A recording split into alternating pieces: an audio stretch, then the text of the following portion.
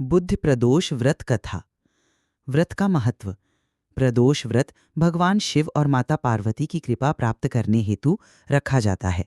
ये व्रत हर महीने 2 बार त्रयोदशी तिथि को आता है, एक शुक्ल पक्ष में और एक कृष्ण पक्ष में। जब ये व्रत बुधवार के दिन आता है तो इसे बुद्ध प्रदोष व्रत कहा जाता है। इस दिन व्रत रखने से विशेष रूप से बुद्धि, व्यापार और संतान सुख की प्राप्ति होती है। बुद्ध प्रदोष व्रत की कथा। प्राचीन काल में एक नगर में एक विधवा ब्राह्मणी अपने छोटे पुत्र के साथ रहती थी। उसका पति बहुत पहले ही स्वर्ग सिधार चुका था। वह ब्राह्मणी भीख मांग कर अपने पुत्र का पालन करती थी। एक दिन वह एक आश्रम में पहुंची जहां बहुत से ऋषि मुनि तपस्या कर रहे थे। वहां के एक महर्षि ने ब्राह्मणी की स्थिति जानकर उसे प्रदोष व्रत करने की सलाह दी। महर्षि ने कहा, हे ब्राह्मणी, यदि तुम अपने पुत्र का कल्याण चाहती हो तो प्रत्येक त्रयोदशी को प्रदोष व्रत किया करो। इससे तुम्हारे पुत्र का भविष्य उज्जवल होगा और जीवन में सुख समृद्धि आएगी। ब्राह्मणी ने विधिपूर्वक प्रदोष व्रत करना शुरू कर दिया। कुछ समय बाद उसका पुत्र बड़ा हुआ और एक दिन वह वन में शिकारियों के हाथ लग गया। लेकिन एक चमत्कार हुआ। जिस राजा के पास वो पहुंचा उसे बालक की मासूमियत और तेजस्विता बहुत पसंद आई।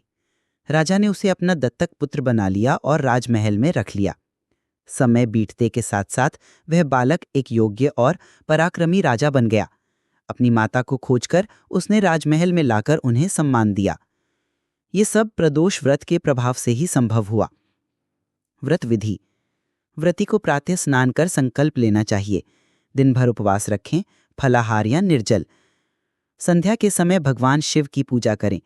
बिल्वपत्र, धतूरा, गंगाजल, फल फूल आदि अर्पित करें। प्रदोष काल में व्रत कथा सुननी चाहिए। मंत्रों का जाप करें। ओम नमः शिवाय, महामृत्युंजय मंत्र।